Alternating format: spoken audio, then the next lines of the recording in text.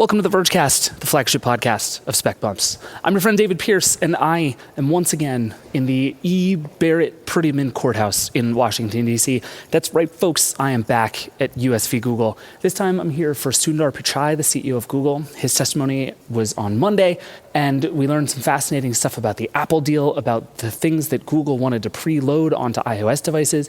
There's this fascinating alternate universe that Apple and Google could have gone down. We're going to get into all of that, I think, next week. We have a lot of catching up to do on some of the trials with SBF and antitrust and some new antitrust stuff happening. Lots to get to. But for today, we're going to talk about two things. First, we're going to talk about the Apple event from Monday night, the big, scary, fast event with all of its new devices and unlabeled y-axes. We're going to get into the new devices, whether they're interesting, why Apple chose to do this at 8 p.m. Eastern on a Monday night, and a bunch more. Then I'm going to talk to Becca Farsace from our video team all about phone cameras. We've spent a lot of time this year talking about and shooting with these new phone cameras, and increasingly on things like the Pixel and the Galaxy line and the iPhone. The phones are the thing. Like, that is the reason you buy a new phone year in and year out. It's either that or like your battery dies.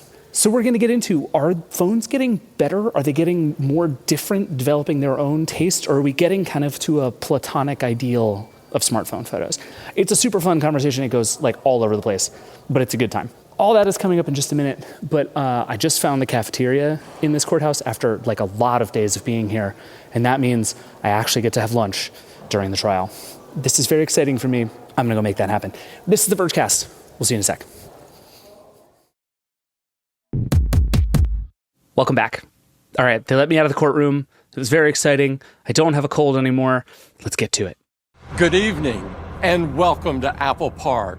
On Monday night, Apple held an event that it called Scary Fast. For some reason, in my head, this event is called Spooky Scary, but it's not. It was called Scary Fast. And there were signs from the beginning that this event was always going to be a bit unusual. First of all, it was on a Monday at 8 p.m. Eastern, 5 p.m. Pacific, which is up against like Monday Night Football. Nobody was invited. It was all virtual. And like we talked about last week on the show, this sort of seemed like Apple trying to flex its muscles in prime time. My theory going in was that either this was going to be one of Apple's sneaky big announcements ever. It was going to like announce it bought Disney or something, or that it was essentially trying to bury an event, which seemed weird because normally when Apple thinks it has news that isn't all that interesting, it just puts out a press release. So I was very confused about what this was going to be. And as you can see, I also had a million theories about how this event was going to work, whether there would be costumes, and what we would see announced. And I was wrong about, I think, just about every single one of them. But we'll get to that. To talk about what did happen, Alex Cranz and Dan Seifert are here. Alex Cranz, hello. Hello. Dan Seifert, hello. Hello. I have no idea where to start. I confess I'm so confused now, many hours after this Apple event, that I'm not sure what to do. But let's just start with the vibe of the thing itself. So, Dan, we got this invite, and it was for 8 p.m. Eastern on a Monday night, and we immediately started trying to decide, what is Apple doing here? We had a lot of theories. Now that we've seen the thing, why did Apple do this at 8 p.m. on a Monday night? I think the strongest theory, which we still really don't know the answer to why they did it on Monday night, but the strongest going theory is it's a testing of the waters to see if they can get the audience and the interest in the primetime time slot for when they do a bigger event that's either the next iPhone or the next iPad event or their spring event, whatever it might be. That's my guess. And I think that in Apple's eyes, at least based on what I've seen, based on the interest on our own site, they probably have the interest to do it. And so going forward, no, Dan, they're probably going to be at 8 p.m. on Monday nights. Dan, this is incorrect, because we all watched this one because we were hoping it was going to be something interesting and something a little more, because it was at 8 p.m. or 5 p.m. if you're on the Pacific time. There was that little bit of like desire. And then instead it was not just a very traditional Apple event. It was like the most traditional. Yeah. And it just, I do not think it was successful at what they wanted to do. Yeah, people watched it, but are people going to tune in every time, or did they just like waste it? I think that for an iPhone event, they could have it at 3 a.m. and people will tune in. I think that's right. I agree with that. The audience probably has heard us say this, but the amount of attention that Apple can pull is so much more than basically any other company. And so Apple can do basically what it wants. I will say that they did lean into the fact that it was at night, like their pre-recorded infomercial was shot at night, and they were all wearing dark clothes because it was spooky. Yes, And the dynamic range on the iPhone that shot it all was incredible. We're going to talk about that in the next segment. That's for Becca to talk about later. Don't even worry about it. there was lots of like cloud or smoke effects, and nobody wore a costume. I was hoping that they would be a little bit more fun and wear a costume. I was a little disappointed that there weren't even like little jokey costumes that appeared for a second and then like I was hoping for something. Nobody even had like a jack-o'-lantern pin or anything. Right. I have an additional theory for why they did it at this time. Okay. Because I was sitting there last night after the event. It was about 8:31 because the event ended exactly at 8:30. It was a 30-minute event. And I was like, why was it at this time of day? Because generally speaking, you want to get as many people watching as possible, right? So everybody on the Pacific coast is watching as they watch right before they leave to work, right? Everybody on the East Coast and everybody in Central Time is watching over like dinner, because I guess that's what we all did. Yeah, we had people on our staff who were like, I just put my kids to bed in the middle of an Apple event. What is happening here? I speed ran bedtime last night. I was like, you guys are all getting to bed, brush your teeth as fast as possible. Gotta go. I would argue that it wasn't the best time to maximize American views. And so then I was thinking about it and I was like, okay, well, maybe Europe. And then I was like, no, Europe, it's even later. So this is actually a much worse time for Europe because they're all in bed to sleep because it's sleeping time for them. So you're cutting out that whole market. So the best I could think was maybe this was for China, where it would have been first thing in the morning.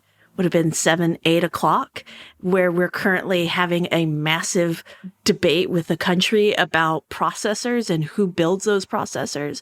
And this entire event was about processors.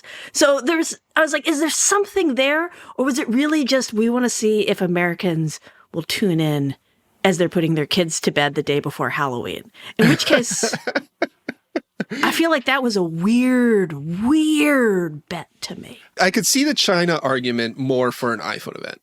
A Mac event. But it wasn't a Mac event as much as it was a processor event that had Macs in it, right? Sure, but it was the processors that go into Macs. It's not the processors that go into iPhones and most of the iPads. It is like their desktop computing processors. But those processors are just as important. Just like the iPhone is obviously more important than the Mac, but those processors, as it compares to the other big folks making processors that go in computers and servers and stuff, just as important. It's a good theory. Yeah, I think, and Apple is definitely going out of its way to flex itself as a chip manufacturer in all ways. But the only difference is they don't sell the chips. That's what I was just about to say. Yeah. They sell computers that have the chips. Right. You cannot go to Apple and be like, I want to run a server farm. Right. Give me your chips so that I can put them in there. Like, they're not competing with Intel and TSMC and the others that are fabricators and also, building server chips and all this stuff. They are building their products, their chips for their products that they sell either directly to businesses or to consumers as a fully fledged product. So like, that's how it is a Mac event. Like, yes, they were flexing about their chips, but the only way to get these chips is in a Mac. And there's no other way to get it. Dan, I need it to be the chip scenario because otherwise we're going to be like doing 8 p.m. Mac events for the rest of our lives. I'm with Dan. I think if you made me bet $50 right now on what time will the iPhone event be next year, I'm going to say it's evening East Coast time. Yeah, because you know what evening East Coast time is? It's not the middle of the workday. Yeah. Like for us, it's our job to watch it. We stopped our whole workday, many work days, to focus on it and to plan for it and stuff like that. But for most people, it's like you are sneaking it in the middle of your workday. Before I was a journalist, that was one of my favorite things, was like middle of the workday. I'd be like, oh, I'm going to take my lunch and watch an Apple event. It's so that Apple can make sure its employees work the whole day and then watch the Apple event. It's really, this is about Apple Park getting its full productive use. All right, let's move on. So I think I agree it was odd, but I also suspect this will not be the last time Apple does this. But let's talk about the chips. So we got the M3, the M3 Pro, and the M3 Max. This is the first time Apple has launched the whole family of chips all at once, which I thought was very interesting. Dan, we were talking just before we started recording, and you were saying basically that the story of these chips is slightly more complicated than usual. It's not just kind of the good, better, best it has been in the past. Yeah, so the typical rollout for M chips, at least for the M1 and the M2 generations, was Apple would come out with the M base model, and then 6 months, 12 months later, you'd have the M3 Pro, the M3 Max, and then eventually the M3 Ultra, and each one would build upon it. So the unique thing here is that the M3, like you said, David, is all rolling out at the same time, but there is some like real weirdness once you get into the Pro and the Max, because not only are there M3 Pro and M3 Max, but there's also like M3 Pro with a certain number of cores on it, and then M3 Pro with more cores on it, and then M3 Max with a certain number of cores, and M3 Max with more cores on it. And that will determine how many features each one of them has and what capabilities it has. So if you want the absolute best CPU, you have to get the M3 Max with the best GPU, which wasn't always the case in the past. Okay. The way that Apple split the power cores and the efficiency cores is not linear anymore. The M3 Pro has a 12-core CPU on it, and 6 of those are efficiency cores and 6 are performance cores. And then the M3 Max does like 12 performance cores and then 4 efficiency cores. So in prior models, it was like a linear thing, and you had the same ratio of performance and efficiency cores in the Pro and the Max chips. But that's upended now. We'll have to see how that shakes out in the real world and what that performance means. But it is just more stuff you have to think about and consider when you're buying these. I like this because ultimately it's not going to be more stuff for most people listening to this, because ideally a bunch of people are going to get a hold of these things and benchmark them, and you're going to get a better sense of which is the right one for you. But I like, it feels like the company is thinking more, as being more thoughtful about their processor design by adjusting the amount of efficiency of cores. Because if you've got the Max, that's like the biggest one, right? It's equivalent of the AMD Threadripper or something like that. Yeah. You don't necessarily want energy efficiency there. Right. You're buying that for like raw power. You're buying it for raw power, sure. But if you're buying a Pro as opposed to the standard M3, because that's the other thing, is now the standard M3 is part of the MacBook Pro line. So if you're stepping up to the M3 Pro for reasons, one of those reasons is probably power. And I will tell you from personal experience, with a standard M chip versus an M Pro chip, I can max out those performance cores on a standard M chip pretty easily with simple workloads in Lightroom and stuff like that. And the extra performance cores in the M Pro chip allows me to have that headroom where I do not max them out, or if I do max them out, that's for a shorter amount of time and stuff like that. If I run a Lightroom export on an M series MacBook Air, that computer I can't do anything with it until that export is done. Whereas my M1 Pro, even a 2-year-old M1 Pro, allows me to run an export and do other things. It allows me to do more, quote, professional tasks. But if the new chips don't have as many performance cores, then that might change that equation. But it's hard to say without actually testing all of them. I mean, it's still fairly linear from the regular to the Pro. You're right, Alex, that there is still some measure of like good, better, best going on. It's just that the kind of leap from one to the next is maybe less clear to me than before. What I have a hard time with is seeing where I would want the base chip. Like, why would I buy the entry-level 14-inch MacBook Pro? I guess is a question we've been asking for a while because the MacBook Air has gotten so good. But for me, it's like, I see why the top-end computer here, the 16-inch MacBook Pro, you've got 128 gigs of unified memory, like the 40-core GPU. This thing costs, what is it, like $7,200? like hell yeah. Fully loaded, yeah. I see why that computer kicks ass. What I don't understand is this sort of middle ground of everything is more powerful, but not necessarily sort of dramatically so in some ways here. Yeah, I think we should talk about this base model, because this base model is really the new thing in the lineup. The others, the M3 Pro and the M3 Max, are upgrades of the M2 Pro and M2. But now we have this base model 14-inch MacBook Pro with the M3 standard chip. And the 13-inch is dead now, right? 13-inch dead and gone. Okay. Goodbye, Touch Bar. Cranz loves the Touch Bar. Sorry, Cranz. I love the idea of the Touch Bar. Let's be clear. The idea, great. Execution, not so much. Now it's gone. So now the Pro line starts at $1,600, which is a $400 price drop from where it started with the M2 generation. But that $1,600 computer comes with a base M3 chip, not a Pro or a Max chip. And it's got other compromise in it. It has 8 gigs of RAM for $1,600. It has fewer ports on it. They took away a USB-C port, so there's none on the right-hand side. So it's really basically set up like a MacBook Air, except with an HDMI port and an SD card slot. I mean, there's all kinds of little things like that. It doesn't, it's not fully like Thunderbolt 4 certified in its ports. Like, and again, I just want to say this again one more time for emphasis. It's $1,600 and it has 8 gigs of RAM. Yeah. That is ludicrous. Like, that should not be allowed. Apple should be ashamed of itself for trying to sell that to people. And like Apple's line is that unified memory is more efficient and you don't need as much. But my retort to that is you can hit swap very easily on an 8 gigabyte Mac. I've done it. We've done it in testing. I hit swap on my 16 gig Mac all the time. And you do notice when that happens. And then if 8 gig was all anyone needed, why are you selling 16 gig and 24 gig upgrades for $200 and $400? Anyways, so now you have this computer at $1,600 that is right next to the price of the 15-inch MacBook Air that has a larger screen, a lighter chassis, thinner design, all that stuff. It's a little bit cheaper. But the question is, like, now you have even more of a confusion of, like, what do you go for? Like, if you wanted... Prior to this, if you wanted the good pro computers, you started at $2,000, you got a faster processor, more capable, more ports, all the whole 9 yards, and you got the great display and all that kind of stuff. Now the main difference is the screen and an HDMI port. I mean, that's often been the big difference between the MacBook Air and the MacBook Pro. Like, historically, that was the primary difference, was not the processors, but the display. And people were like, yeah, I want to play more for a prettier display because... So I think that makes a lot of sense. Honestly, I think this positioning makes sense because it's saying, look, if you care just about lightness and good battery life, go get one of the 2 Airs. Or maybe wait until they release the M3 version of those Airs. But go get those Airs. And then if you actually want like a better display, if you want the good display, then you can get better battery life and similar speeds for similar price and get the MacBook Pro. The base model. I think that theory made a lot more sense to me like 6 years ago when the Air's screen was pretty crappy. Yeah. It's now you're going from like very good screen to even better screen, which is again, like I think Apple would be happy with the outcome of this conversation being most people should still buy MacBook Airs. Like I think most people still do buy MacBook Airs and that's all fine and good.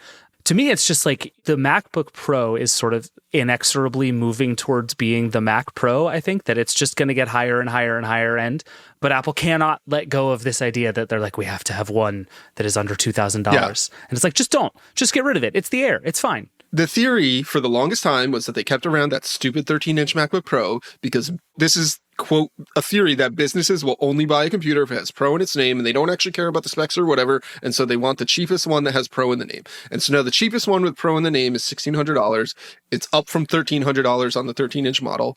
I would argue that like that makes sense. It's a much better computer. And that is who's buying this. So it's like almost not even a consumer pitch. And you can see that in ways where like you don't get the new color option, which is not really a color, but you don't get that option on the base model. And you like, if you buy the 16-inch model and then you do upgrade the RAM, you're at $1,800 or $2,000 at that point. You might as well just buy the better processor and all that stuff. Ooh, we're ignoring one thing.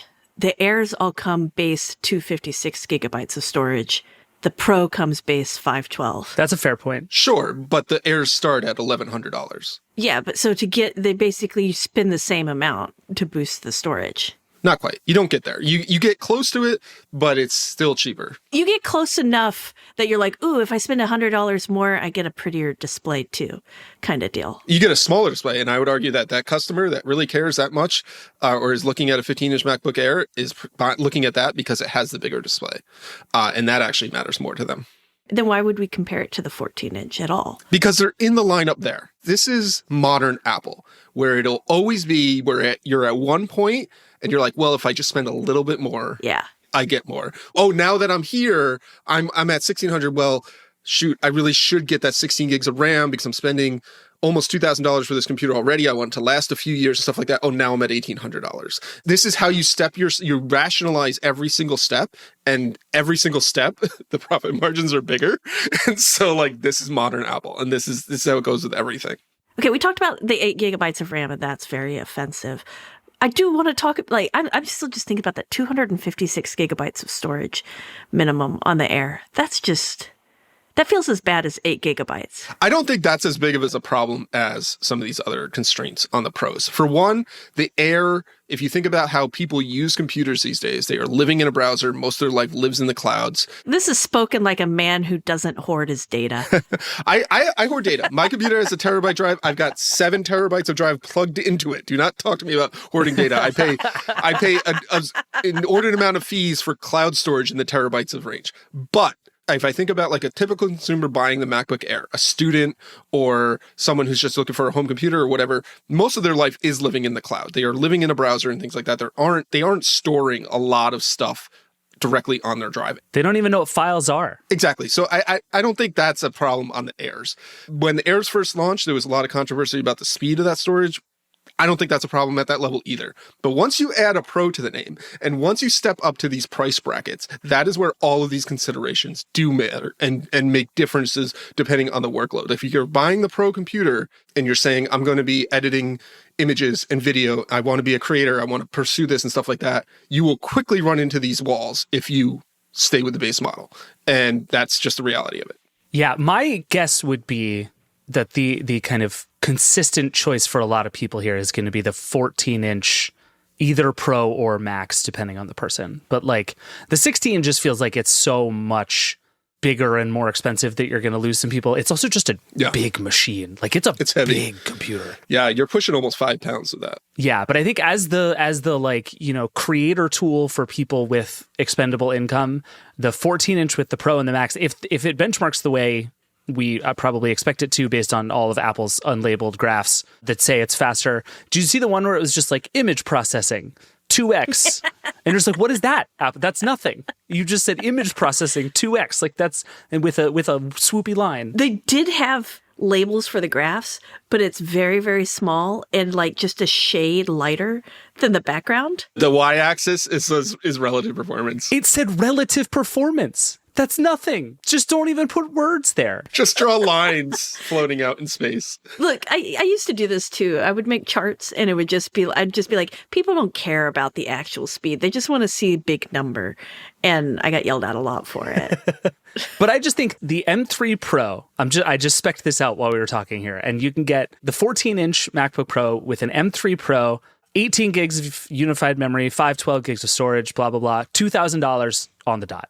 It's $19.99. I suspect that one is going to be the one that most people do, because you're going to start with the base one, and like you're talking about, Dan, just slowly step your way up to that anyway. That's the one I think Apple wants to sell you. If history follows what happened with the M1 Pro and the M2 Pro, that's the one that's like going to be in stores at Best Buy and B&H and all this stuff, and they are going to discount it by $200 when they put it on sale. And then at $1,800, you have a hell of a computer for $1,800, and I think a lot of people can be really happy with it, and they should not get the $1,600 base model. Have you seen the Space Black one? Alex and I were both very excited about the Space Black one. It's so pretty. Yeah, it's space dark gray. I'm not going to quote him exactly, but Jason Snell over at Six Colors had a really great line about it in his piece. You should go check it out. But him and I were kind of talking about it yesterday. It is just a darker version of space gray. It is not really black. So if you have in your mind that this is the return of the Black Book, which was that black plastic MacBook from the mid 2000s, this is not it. It's still gray. It's a shame. Never mind. I don't know what to say. It's another shade of gray. They are claiming that this anodization is like supposed to be more resistant to fingerprints. And I did slap my palm on it and smear my fingers around on it to try and see, but it was hard to tell if they actually remained or not. I think once we have it in use and see if it's any better than the Midnight, because the Midnight grossed up almost immediately. This might be slightly better. Let's talk about the iMac for 2 minutes, which I think is as long as the iMac deserves. I started out when Apple announced the iMac, which is literally just the same damn computer, but they took out the old chip and they put in the new chip. The end. No new accessories, no nothing. Nothing. Still Lightning keyboard. I was outraged by this. I'm still kind of outraged by this, but I also now understand this. And what I think it is Apple believes that there are people who buy iMacs, and that's a very specific set of person. And what they are going to do is they're going to take their 11-year-old iMac that they bought that runs an Intel thing and no longer gets software updates and is basically falling apart. They're going to replace it with this one, and they're going to be very happy. And I think they're right. And I think that is like a sad way to think about the iMac line at this point in time, but I think that's where we are. The iMac was always there, though. There was like the bit of time where the iMac was used by kids and teens. But for the most part, it's always been like, your parents' computer that they keep in their computer room because they're the ones that still have computer rooms. Yes, it served the role as the shared family computer or the home computer. And I would argue that at this point, that is an increasingly shrinking audience and does not exist for the reality of most modern families or modern homes. People have moved on to personal devices, whether they're Chromebooks or laptops or iPhones or tablets or whatever. So it makes sense to me that they are not throwing lots of investment at the iMac, like David said. Like, we don't have an iMac Pro because the Mac Studio exists and the Mac Pro exists, and that serves those customers better because they can swap out that computer without having to like deal with the whole thing. And the audience for iMacs, which we all know, is you go into a spa or a fancy doctor's office or whatever, and they are sitting there on the desk as they're checking computers at the reception. Or your kitchen, according to Apple. While you cook, you just like hang out on your iMac like a super cool guy. Same. Yeah, I can't wait to read divorce notes of like the husband insisted on putting the iMac in the kitchen. So they got to, the wife was like, this is invading my space. But yeah, that's the reality of it. So what we got is, you know, I'm glad that they didn't completely ignore the iMac like they have for 2.5 years, that they did put a faster chip in it, but everything else is exactly the same. It would have been great to have USB-C accessories because I would have happily replaced some of my older accessories. These prices are goofy. If I'm reading this correctly, the base model iMac doesn't have USB ports? It has 2 instead of 4. So the base model, this is the same as the M1 generation, it has 2 USB-C ports on the back. If you upgrade the processor to the higher binned version or whatever, it jumps up to 4. That's goofy. It is goofy. All right, we have spent now exactly as long talking about the event as the event was itself. So we're done here. This event deserves no more. Thank you guys. Dan, I'm assuming we will have reviews of these at some point in the hopefully not too distant future. So stay tuned for that. Stay tuned, yep. Thank you both. We got to take a break, and then we're going to come back and we're going to talk about cameras, like iPhones, which shoot events sometimes at night. We'll be right back.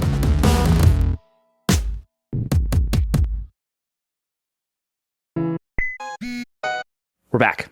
Right at the end of the Apple thing the other night, there was this little notice on the stream that said the event had been shot on an iPhone 15 Pro Max, I think, and edited on a Mac, which is impressive given all the dark shots and swoopy drone stuff and the huge empty rooms and the tricky camera moves. It was a pretty good flex from Apple. But how big a flex, really? That's the question for me. The event was shot on an iPhone, but as we saw in some of the behind-the-scenes footage, it was an iPhone plus like a room full of giant lights and a bunch of drones and gimbals and much more. They didn't just like put the phone in video mode and point it at Tim Cook, you know what I mean?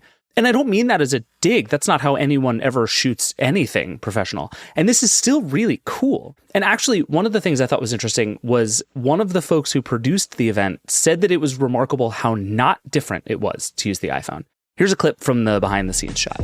We're able to get the same complex shots on such a small device, similar to how we would do any traditional camera. We're on cranes, dollies, drone shots. Drones going up. This all raises a question we've been kind of asking all year. How good are smartphone cameras really? Have they gotten so good over the last 15 years that we've stopped noticing the ways they keep getting better, but they continue to be mind-blowing? Are they going to be as good as or better than big pro-level cameras anytime soon? We've been made these grand promises about the evolution of smartphone cameras. Where are we on that road? To figure that out, I grabbed Becca Farsace, who has been running around all summer and fall taking photos and video with all of these new high-end smartphones, and we're going to get to the bottom of this. Becca, welcome back to the Vergecast. Thanks for having me. Let's talk cameras, because you've been doing tests of really the iPhone and the Pixel are the two I'm most curious about. And I think the biggest question that I've had over the course of this year is, where are we in smartphone cameras? I feel like we've been on this trend of like smartphone cameras are getting really good, really fast, better every year. They're eventually going to be as good as pro cameras, just you wait. And I feel like that idea has really aggressively plateaued for me the last couple of years. But then Apple comes out and they're like, it's the most pro whenever. You can, use video out through USB-C. This is a pro camera. Where are we in smartphone cameras? Okay, a question for you. When was the last time you were impressed with a smartphone camera? Like truly blown away impressed. I think the cinematic mode on the iPhone was the first one in a long time. It had been a while before that, but the cinematic mode on the iPhone was a moment that I was like, holy crap, this takes a thing I couldn't do before and works. I can now, all of my like awful video walking down the street now looks passable. But just in terms of like the photos I get out of a phone, it's been years. Okay. Talk to me about cinematic mode. Do you still use it? Occasionally, it's one of those things that I use when I remember to turn it on. Okay. Which I think is the problem with a lot of phone cameras, is they have a lot of cool features that are 6 swipes away, and thus I don't use them. Yeah, and that's something about the Pixel 8 Pro and the Pixel 8's camera system that we'll talk about in a bit. Interesting. Cinematic mode. Okay. And that basically, cinematic mode applies a blur effect to the background of your videos. It makes them look a bit more what some would call professional. It came in the iPhone 13, I believe. Maybe just the Pro. I think it started in the Pro and has since worked its way down. Yeah, and it stabilizes things as you're walking. It just feels... adds a little bit of a color look. Better. Yeah. And so all the things where you're like, I want to walk through something as I'm taking video, and it used to just feel jumpy and bad. It smooths it out in a way that like I will actually watch those videos later. Cool. And that's a software. Yeah. That's software. Yeah. Okay. So really, you weren't impressed with the camera. You were just impressed with software that this company added. Yeah. Okay. That's fair. Hardware side of things, it is very slow. But the way I look at it, like I think, you entered this question kind of comparing them to, standalone cameras that have interchangeable lenses or that we only use to take photos. And there's just really no comparison to me because the experience is so different.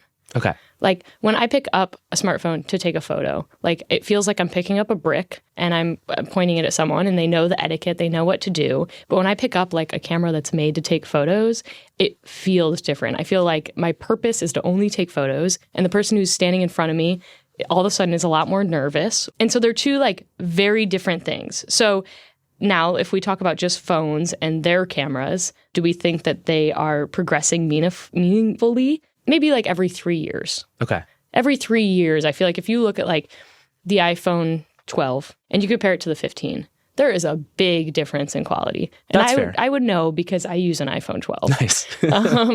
But if I look at the 14 to the 15, no, you're not going to notice a difference. Right. And I guess that's fair. I mean, that's like the upgrade cycle of a phone now, right? Yes. People are keeping them for 3, 4, or 5 years. So if you're feeling that upgrade every time you actually upgrade your phone, maybe that still counts. But I just can't let go of this idea that for, I don't know, the last, say, 8 years, we have been told it's sort of right around the corner where your phone's photos are going to be passably the same as what you'd get from a DSLR or a Fuji street camera that people run around with for thousands of dollars or whatever. I love the Fuji street camera. This I love is what that I call one. that. That I don't like. There's a million of them, and they're all X1 whatever. They're just the Fuji street camera. But I just don't feel like we're getting closer to that at this point. I feel like we're teaching these cameras to do new things on smartphones, which are cool. But just in terms of like how my photos and videos look, I don't necessarily feel like I've gotten much closer to, I truly won't miss my camera in a while. Okay, back to your point about like forgetting to turn on cinematic mode.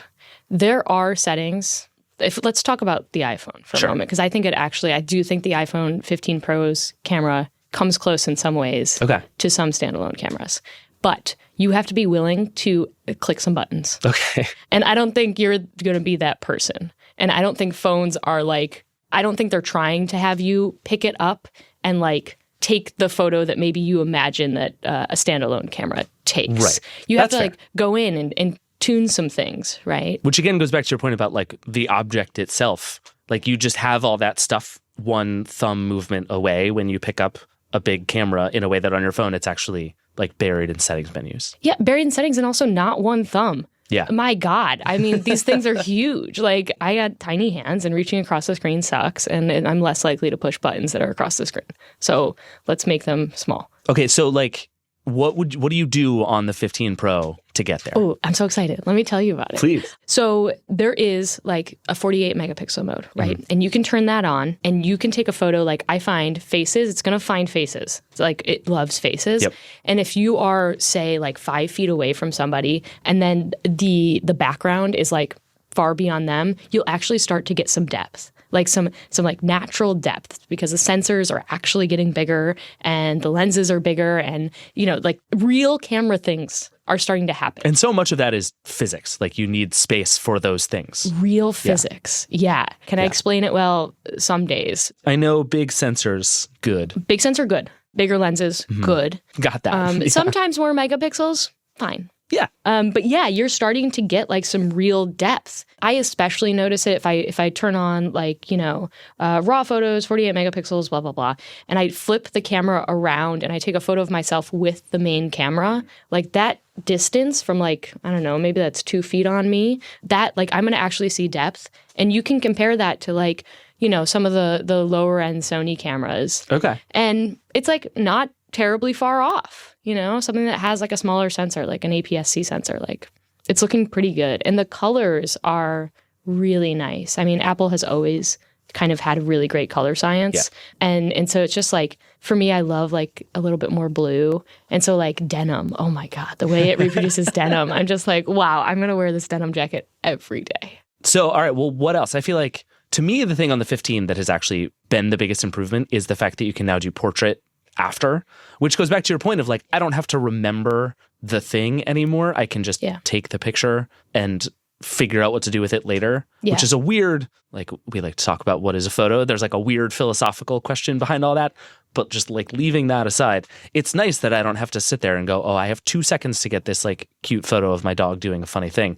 I don't have to swipe it to portrait and then it says like back up, you're too close. And then and I've just missed it. Now you just take the picture and it does the thing. Sometimes, but most of the time. But I wonder how much we can put that in software. Because like you spend a lot of time. One of my favorite things is to be in the Verge office and just watch you or someone else on the video team set up a camera, because it's such a good reminder of like there's so much time of just you hit a button and then you look at the screen and you look at the histogram and you're like, that's not it. And then you hit more buttons. And it's just like there's work that goes into doing this stuff that all these companies are trying to abstract out on your phone. I wonder how possible that is ever going to be. And if the answer is just give people more knobs, now we're back to like the user interface for that on a phone is just never quite going to work. I think it can get really good.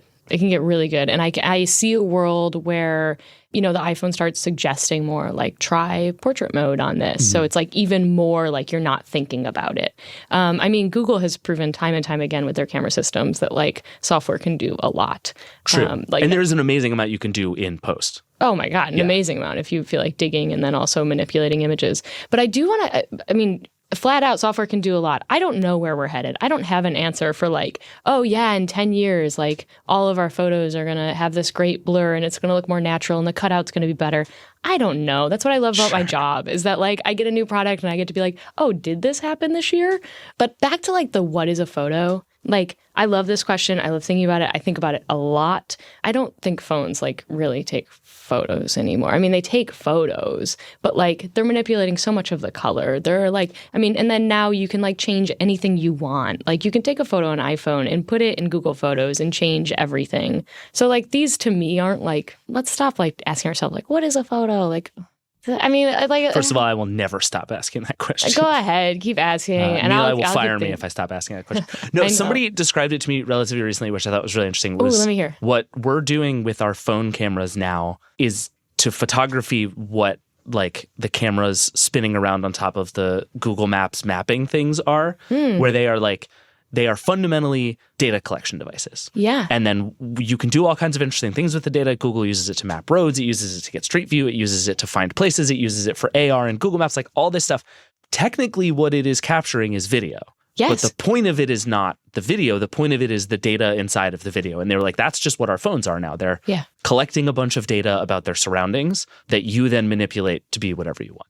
Yeah. And I was like, that's a cool way of thinking about it. That is fundamentally not photography. Yeah. But it is a really interesting way of thinking about like what happens when I hit the button on my camera. Well, let's also think about like what you're taking photos of. I'll tell you what I take photos of. Like receipts. You in denim jackets. Me in denim. The top number 1 is me in denim. Number 2 is receipts. Yep. Number 3 is like, I'll just like, oh, I want to remember this restaurant. Let me just take a photo of it because that's quicker. Like, I'm not really taking like photos. I mean, I'm collecting data, as you're saying. And so like, I don't have this big problem around like, oh, our phones don't take photos. It's like, I just need it to like collect information, and then I'm going to send that information to my friends and they can see that I don't know, went swimming and it was really fun. And that's just data to them too on me. Yeah. Andrew, our producer, was saying to me before we started that we're still in this phase where if you shoot something on a smartphone, you always say you shot it on a smartphone. That like every magazine cover, nobody talks about the camera that they use, but they'll always tell you that they shot it on an iPhone. I love this. I do too. And it's so true. And it's like, I could name you the movies that Steven Soderbergh shot with an iPhone. I could not for 1 second tell you what camera he uses when it's not an iPhone, right? And that to me goes to either we're just doing different things with different goals, or phones are not getting anywhere near the realm of the other stuff, because the camera shouldn't matter. Disagree. I think if everyone actually knew cameras, like I would love to know what every magazine cover is shot on, because I know cameras. Everyone knows phones. So, of course, if you tell them, oh, it's shot on an iPhone, it's like they know what that is. If you told them it was shot on like a Nikon Z9. That's true, but I also think part of it is like it's still such a novelty that you can take a cool photo on a phone. Yeah. And what they don't show you is that you have to do twice as much lighting and work way harder to get that photo to look good on a phone. Yes. Such that it will exist on a magazine cover. Yeah. But I just think it's still like, oh my God, you can take a good photo with a phone.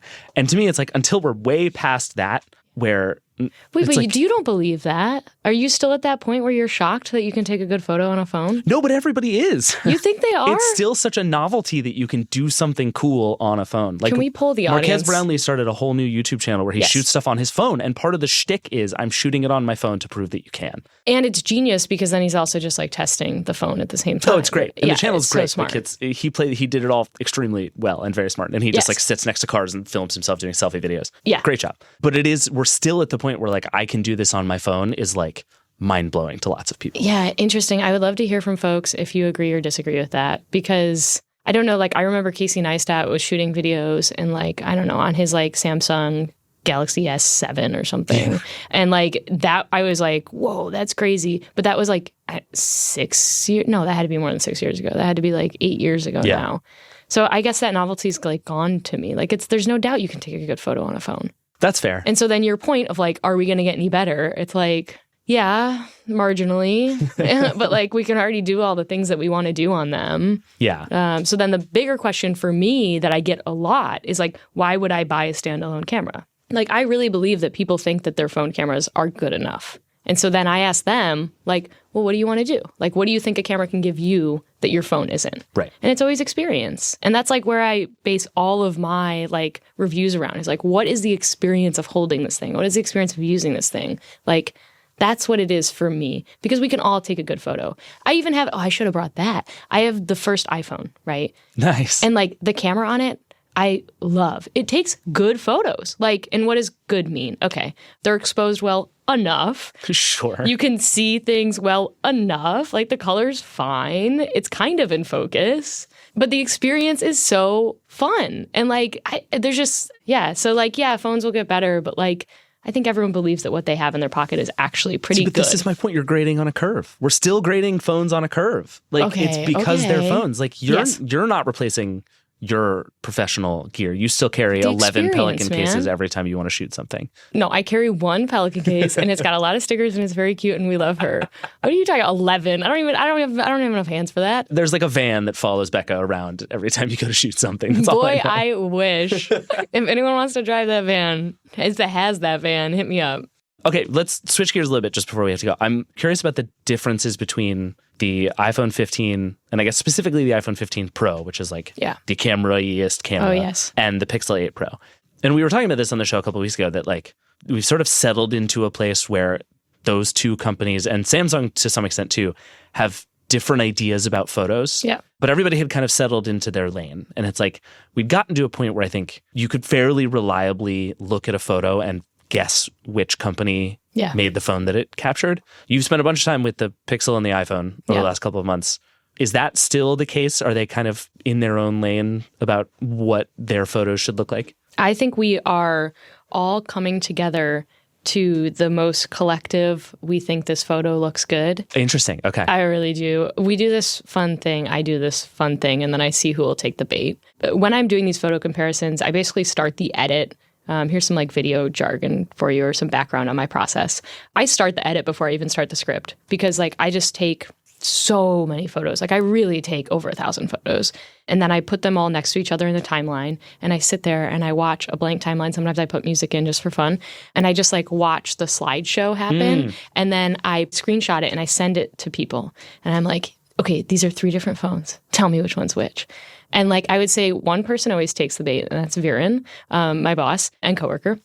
He's like a photo person. He can't even tell anymore. Sometimes I can't even tell. Sometimes I'm like, oh wait, I forgot. Let me go look at the file names. Interesting. Like we are really coming to like the point of like, this is what the most people think is a good photo. And that's what all of the North Star for all of these companies is. So what are the characteristics of that? I'm assuming it's a little extra saturation everywhere. We love dynamic range. Oh my God, we love dynamic range. Like the number one most, we love dynamic range. Yes. Let me see the sky and the ground. Let's do this.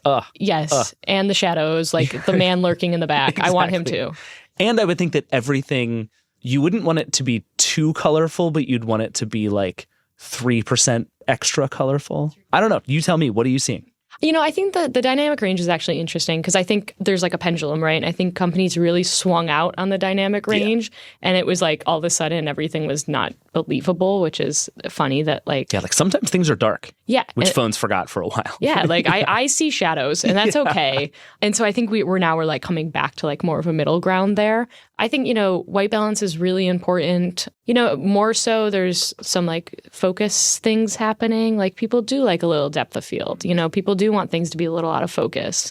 Properly exposed, but that's been good for a long time. But the big thing is the white balance. That used to be the differentiator between like Google and Apple. You know, it was like the iPhone was always warmer and the Pixel was always cooler. And now we're seeing the Pixel kind of like realize that it was a little too cool and come towards Apple in that way. But it does feel like the competition has always kind of been chasing Apple and continues to. And I find that where their photos have been consistent throughout cameras, the, you know, Pixel has changed more and has adapted more to that style. Okay. So you think we're headed towards a much more like coherent version of what a smartphone photo looks like. Yes, because, you know, much like we don't label magazines with like what camera took them, like on Instagram, like you don't know who's everyone, you know, what phone they have. And I think people want to like fit in on Instagram, right? So you want the photo that looks good, but also doesn't look too different from everyone else's.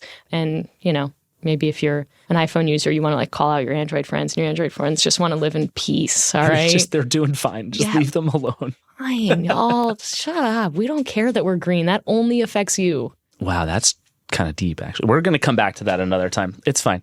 So what about the like pro experience of doing this? Obviously, Apple made a bunch of noise about this is a pro camera. Yeah. Having used these things kind of within an inch of their life, like does it feel more pro? There's more stuff to do, but I would not say that's the same thing as being a pro camera. No, I think, you know, obviously pro is like marketing. It's like a way to say this is the best phone, but they can't call it like the iPhone 15 best max. Parentheses, the good one. Yeah. I wish they would. The better iPhone 15 Pro. Exactly. The bigger, better. Yeah, that would be incredible. The smaller, not so good. I mean, it's good. Never mind. So, I mean, all of that's marketing, right? And I was talking to some folks at Google at the event, and I was kind of picking their brain on like pro tools and pro this and pro that. And, you know, Google with the Pixel 8 Pro didn't say this is for pros, whereas in the iPhone 15 Pro Max, they were like, this is for pros.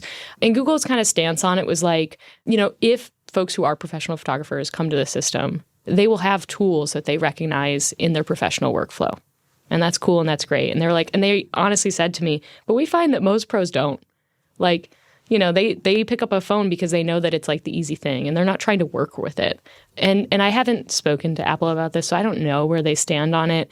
The thing is they label everything pro, but then they don't give the pro tools, which it's like, okay, like that's fine because we've established that like pros aren't maybe using the system for their professional work. Sure. But it does just kind of like baffle me. And I think it's just because they want people to buy apps and pay for things, you know. I think that's right. And I do think there's potentially more interesting stuff to come on the third-party side. Like what we've seen from the third-party camera apps in the last few months has been really interesting. Yeah. And there's potentially a lot more to do there. And I want to shout out all the developers there. Like I did feel bad when I made this whole like 1,000 photos with the iPhone 15 Pro and I went to the desert and it was sick and I drove in sand for the first time and I'm addicted. I just want to like, whip through the sand. Anyway, and in that I was like, you know, Apple, if you want to be a pro camera, you have to have like pro controls. And I didn't really mention and shout out all the folks who like have built Pro controls for the iPhone. And there's many good ones that I wish I could list off for you right now, and I can't just pull them out of my brain like that. But there's lots of folks that are building really good tools if you're interested in that. And I think it is cool that there is like a marketplace for those people to make what they love and do what they love. So. Yeah, totally. All right, we have to go. But before we do, you have to tell me only one answer. Okay. What is the best smartphone for taking pictures and video right now? Oh my God. Okay. Can I tell you what it's not? No. Oh, okay. Well, it's the first gen iPhone. It's gorgeous. It has like a filmic quality. It makes the cutest noise. It's really slow, and she's just so cute to hold in your hands. And everybody's like, "Oh my God, what is that?" And then you get to open the camera and take a photo, and everyone is just like amazed, and it warms my whole heart. It's a great bar trick. I've been doing it a lot. It's actually a really good answer. I'll allow that. I was not going to allow that when you started talking, and now I will allow that. I'll go get it out of my desk. What if the future of Polaroids is just like first gen iPhones? That they just like make a comeback as the new retro camera that everybody's obsessed with. And they're going to sell them on Urban Outfitters, where they're selling the iPod. God. And Urban Outfitters is going to make a killing. Becca, this is going to happen now. You just did this, and I'm going to be so upset with you when this happens. No, you're going to love it. But also, I will buy one. It's the greatest experience. Get them on eBay while you can, everybody. All right, we got to take a break. Becca, thank you as always. Yeah.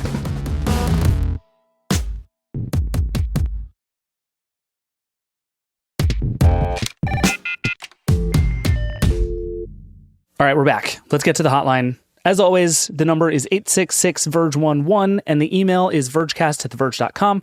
We love all your questions. Call us, email us, bring us the weirdest thing you can think of, and we always try to answer at least one on the show every week.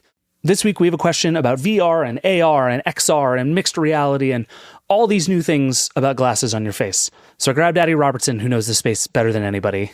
Adi, thanks for being here. Hi. This is about a product that of the people at The Verge, only you and I have used so far. So I'm just going to play you the question, and we're going to go from there. Sound good? Sounds good. All right, let's do it. It's from Peter. Hi, guys. This is Peter, longtime listener, first-time caller. I love what you do, but I am at a little bit of an impasse. I'm a big proponent of the future and of potential for spatial computing. I love this idea of the Apple Vision Pro headset, and I'm excited to try it out. But I recently saw a really good review of the X-Real glasses, formerly called N-Real glasses, and I think you guys were talking about them recently too. And I can't help but wonder if this really is something that captures 90% of the use cases that I'm going to use the Apple Vision Pro for at 1/10 the price and much more convenient form factor. No battery, much lighter. You can pop it in your pocket. I really feel like we need to think about this, and this might be closer to where we're heading than the big, heavy Apple Vision Pro. Thoughts? Thank you. I love this question, but I want to know, like, right off the top, what you think. Okay. So I just have to caveat, I'm assuming we're talking about the the X-Real Airs, not the X-Real Lights. That's correct. The X-Real Airs are the new headset. And I am also going to only be able to talk about this from really a theoretical perspective. Haven't used the Vision Pro, have just played a bit with the new X-Real glasses.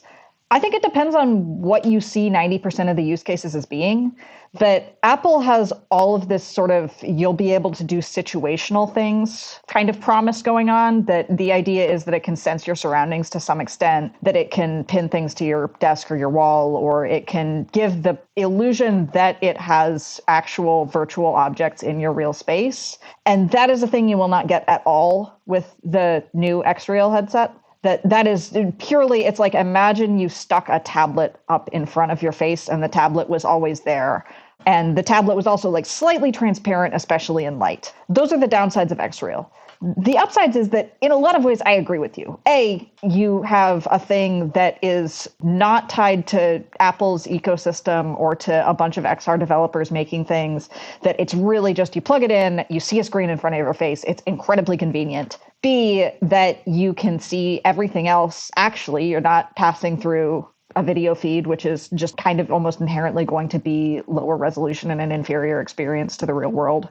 And C, they're kind of surprisingly comfortable even compared to the older X-Real glasses. And I haven't tried the Vision Pro, but it's a big thing. Yeah, it's less comfortable, I can say with great confidence. Okay. Yeah. So I really think people should be giving this a look. I'm not necessarily clear that it's a super viable product yet, and I haven't had a chance to seriously review it. But I am similarly optimistic about it. I think X-Real is a really interesting company. I agree. And I think your point about it depends on what 90% of your use cases are is really right. Because the thing that X-Real has done for me is make it very clear that the Vision Pro's idea of a $3,500 device that essentially puts a bunch of virtual computer monitors in the air, and you'll sit there with your mouse and keyboard and use a headset to be a bunch of monitors. That is going to be, if not like totally commoditized very soon, then like not worth $3,500, because that's fundamentally what the X-Real glasses are, right? Like you said, they are just computer monitors. Imagine plugging any device you have into a monitor that just floats in front of your face. So if that's your use case, X-Real is pretty good. I don't think it'll be as good as a lot of the stuff the Vision Pro is doing, but it does the job fairly well.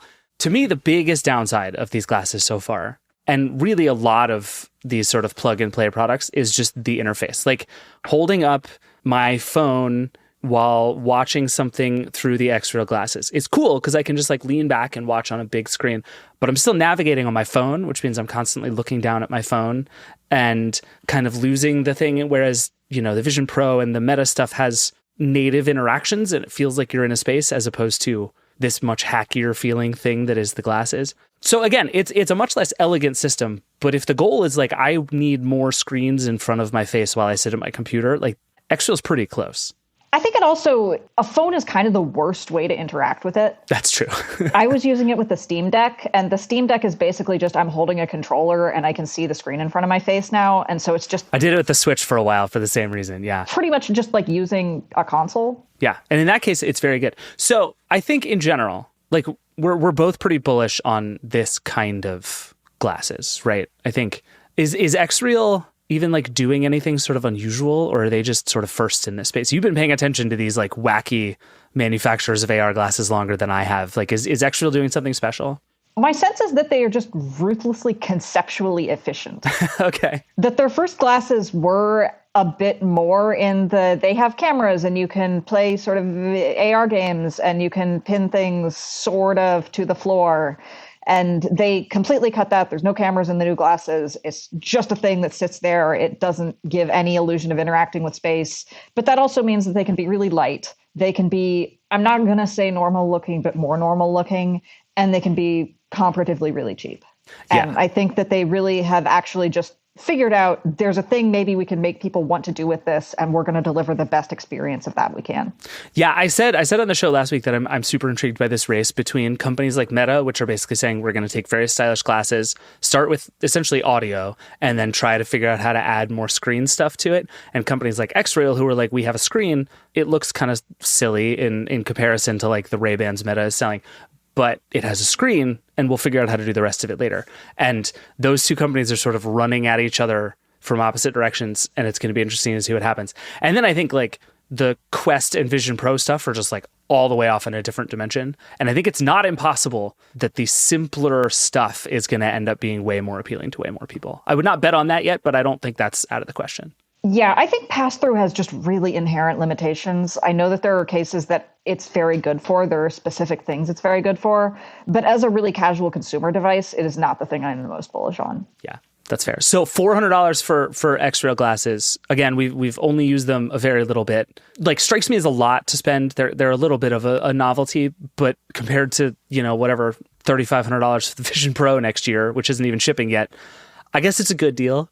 It's more than 10% is fun for 10% of the price, I guess. I don't know. Yeah, I think that if you think what you need is a really versatile, albeit imperfect screen that goes pretty much anywhere with you and that has a level of privacy, if you're, I don't know, somewhere you don't want people to see what you're doing, and that you can just really, as far as I can tell, plug into most things you own pretty easily, it seems like a good early adopter thing. Yeah, my main use case so far has been sitting here in this chair at my desk, like with feet up on my desk, leaning back, head sort of slightly upwards with the glasses on, playing video games with the controller in my hand. And like you said, it's an excellent setup. The screen's not amazing. Neither is the Switches. It does the job. Yeah, my biggest problem so far is really just that you have to angle them precisely to not get some really heavy blur at the bottom of the screen. I've spent a lot of time moving the nose pads around to get them just so. And I eventually can get them there, but it is a fair amount of work. You're right. Yeah, it's way better than the original, like the lights, but it's still, I think, the biggest drawback to them. Yeah, that's fair. All right, Adi, thank you as always. Appreciate it. Yeah. All right, that's it for the Vergecast today. Thanks to everybody who's on the show, and thank you, as always, for listening. There's lots more on everything we talked about, from Becca's 1,000 Photos series to all of the Apple coverage on TheVerge.com. We'll put some links in the show notes, but read TheVerge.com. It's a good website. As always, if you have thoughts, questions, feelings, or other costumes you wish Tim Cook had worn, you can always email us at vergecast@theverge.com. Or keep calling the hotline, 866-VERGE11. All your thoughts, questions, ideas, everything. We love it all. And we do, like I said, one hotline question every week, so keep them coming. This show is produced by Andrew Marino and Liam James. The Vergecast is Verge production and part of the Vox Media Podcast Network. Nilay, Alex, and I will be back on Friday to talk inevitably more about Apple, plus Sam Bankman-Fried, Google, and all the other stuff happening in tech. See you then. Rock and roll.